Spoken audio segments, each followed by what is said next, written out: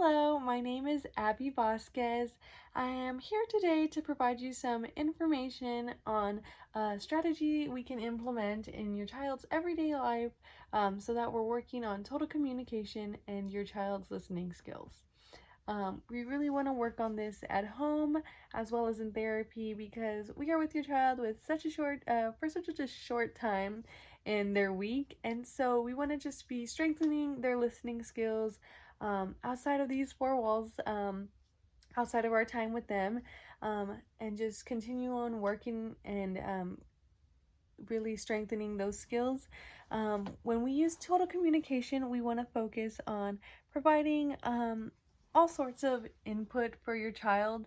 So this could be auditory input, which is spoken language, just the words we say every day.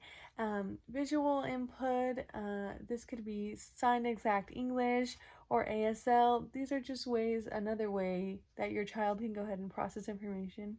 We're giving all this input so that your child is getting the full gist of what people are saying to them or what messages are being relayed to them or communicated with them, and we just want to support them on their listening journey. And yeah, so I'm going to go ahead and talk about a strategy that we can start to implement in the home, so that we're working on this skill. This strategy is going to go ahead and be our auditory sandwich, and I can go ahead and explain that with a quick visual of just we're going to provide auditory input. I'll use an example.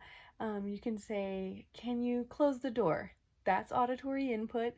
And then the next step of our sandwich is going to be this middle part. And that's going to be a visual cue or a sign. Since your child knows sign, we can either do pointing or we can actually use a sign. So in this case, if you were saying, "Can you close the door?" That's our first auditory input, as I said.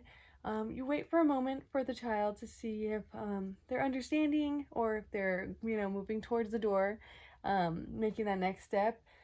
If you repeat it and the child still doesn't seem to be processing, you can go ahead and use your gesture and go ahead and point to the door and provide that middle part of a visual cue.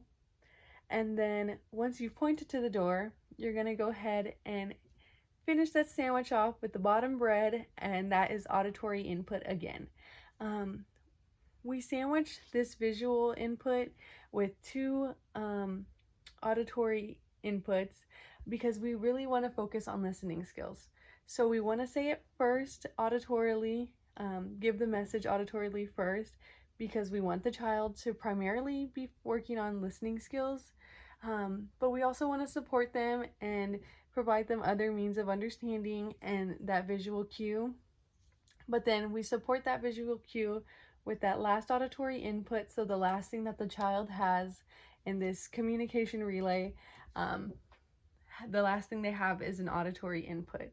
So we're really just focusing on providing as much auditory stimulus, but also not abandoning them if they're not understanding what's being spoken.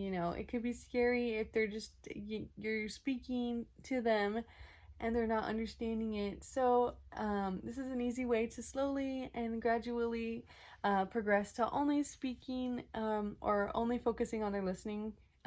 So yeah, we can do this with different signs they know. We can do this before school, after school, and all sorts of activities.